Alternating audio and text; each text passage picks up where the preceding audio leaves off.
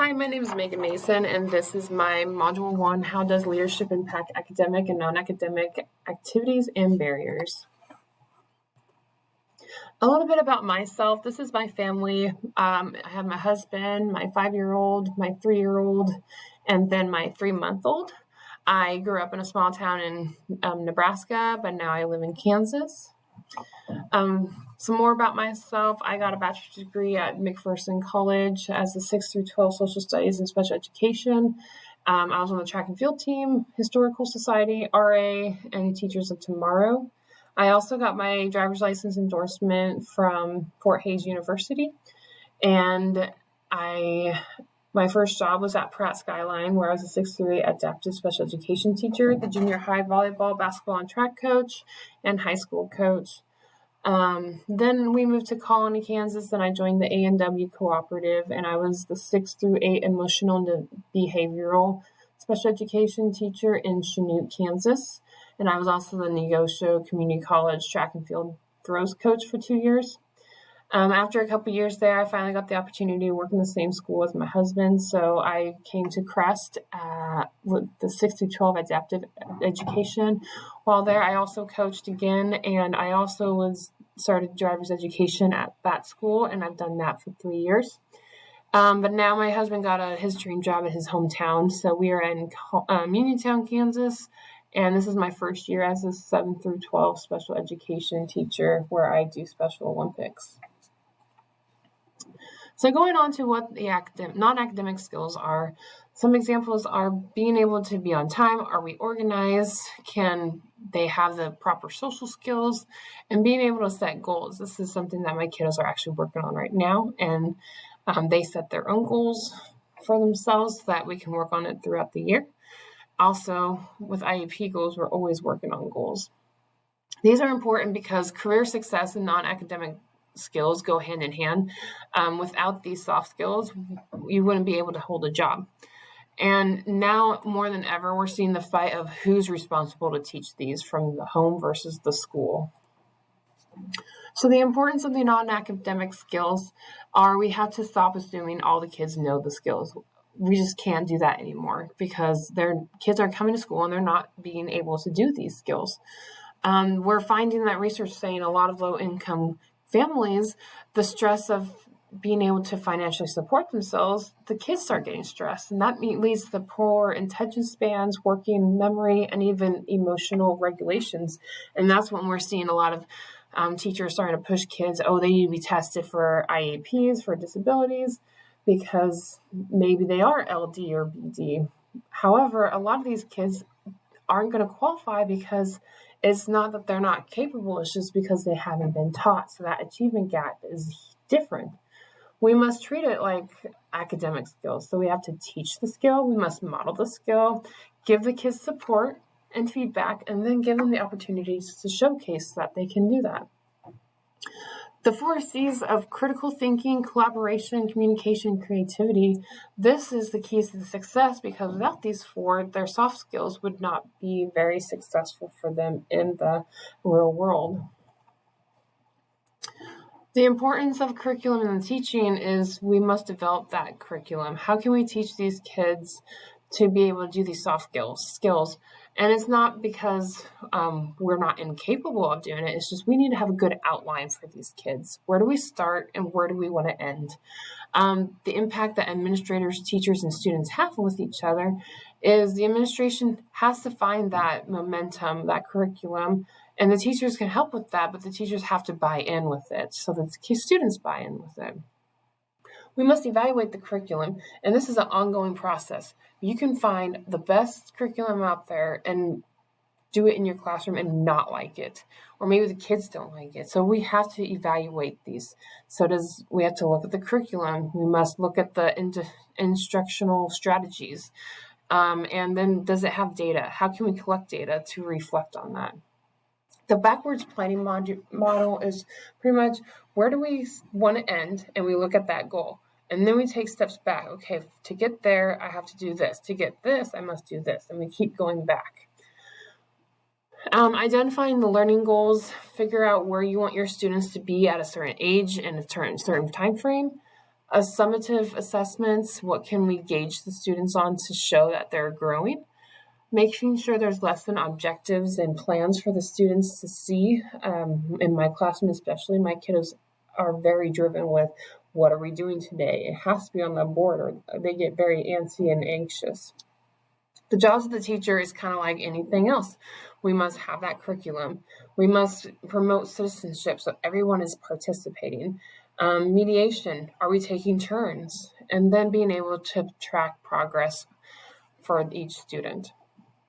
Accessing the soft skills. PBO is very big in our community, that we're trying to get kids to be project-based learning, to make them in charge of their learning. The big problem is what a lot of teachers are finding is, how do we measure these? 4 out of 10 Americans think tests are able to measure them. So that's 40%. So 60% think there's no way to measure this. So that's a problem. NWEA recommendations are accelerate the evolution of state assessment systems to measure what matters for student success, broaden understanding of the value of developing and accessing non-academic skills in diverse racial, ethnic, and cultural groups, and highlight the parent optimism about the assessments for learning and to create better unity among the educators. Personalized learning is key because each student is at a different spot. We may have a group of kids that know how to make the eye contact, but public speaking is not their key. Maybe we have kids that can't even look you in the eyes.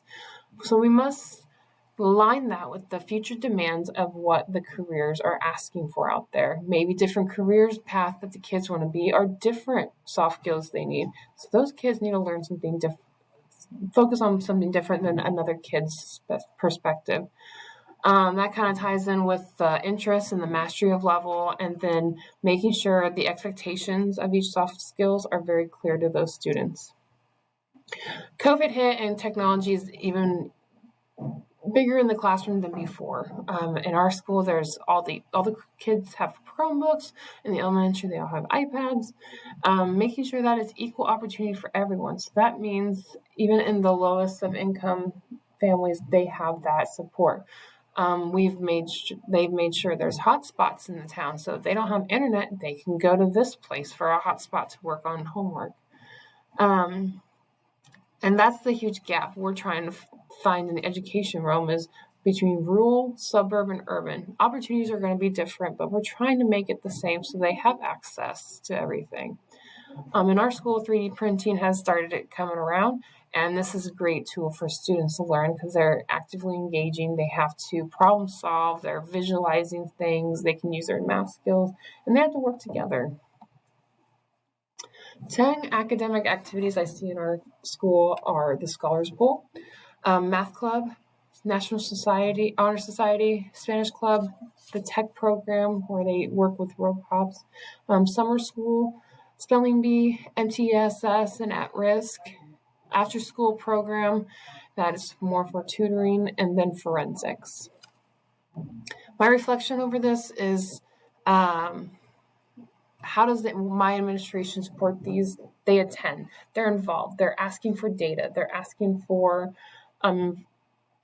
support from everyone else. Like, for instance, MTSS, our administration is constantly asking, how are we doing? He's looking at grades, he's checking in with kiddos, he's making announcements and pep rallies for these non-academic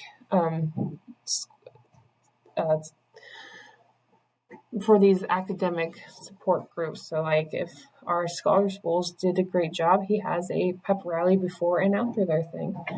He makes sure there's supplies for them and that they're organized and have what they need.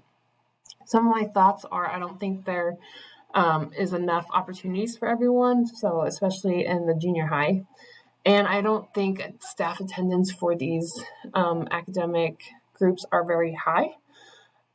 I can't talk because I haven't been to one yet either. So opinions of others is the teachers, once again, think also that there's not enough for junior high to be involved, but they love what they have for the high school.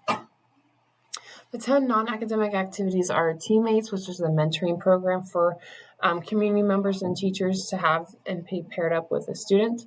Athletics, cheer and dance, SICA, which is our mental health services, STUCO, yearbook, FFA, marching and pep band, aids, so teacher or kids can help out teachers throughout the day, and then the coffee shop where students get to run a coffee shop and work on money skills and inventory and business. Again, my reflection, attendance is higher on the spectrum. Again, announcements, celebrating, supporting, and being able to give supplies and equipment that is needed. I feel like the community needs to be somewhat more involved. Attendance isn't that great. More staff attendance could be better. And again, has great range for the high school, but not for the junior high. And so that's something we're kind of working on right now in the junior high spectrum. We're trying to get like a chess, archery, graphic design for all those kiddos that, maybe none of those appeal to them. I've seen support and I have not seen support from administration because there's just so many things for them to, there's so many things in a week.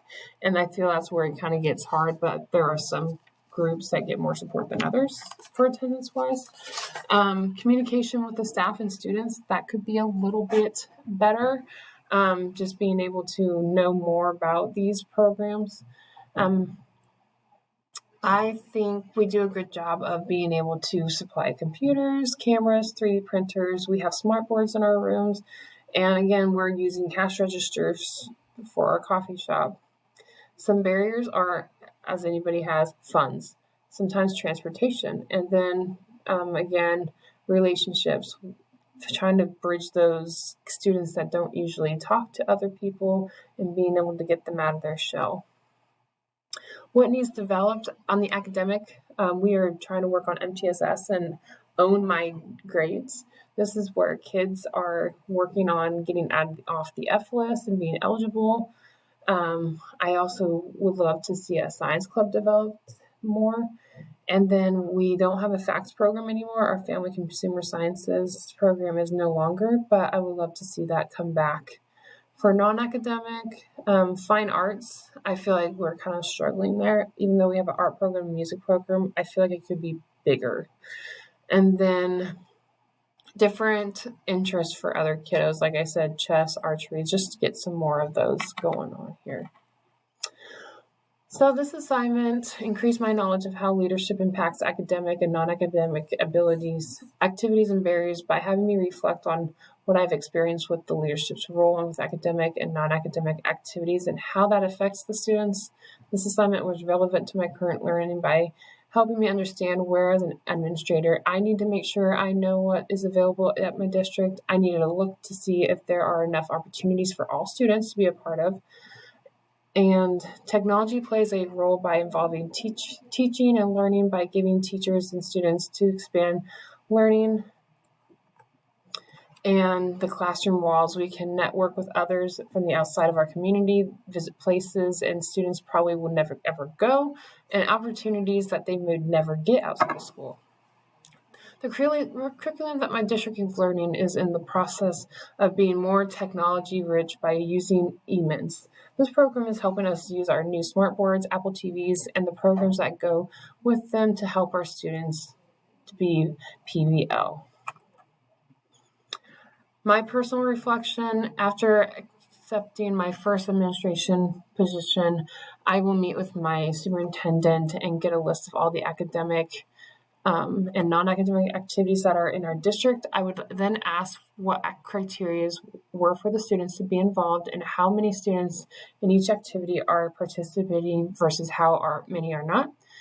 I would meet with all the teachers as a whole and evaluate our current activities for students and find out what they feel is working versus what is missing.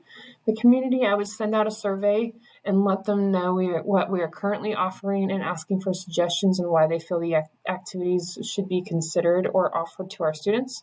And then I do the same thing with our students by reaching out and discussing what their experiences are, what could be improved, and what is working well.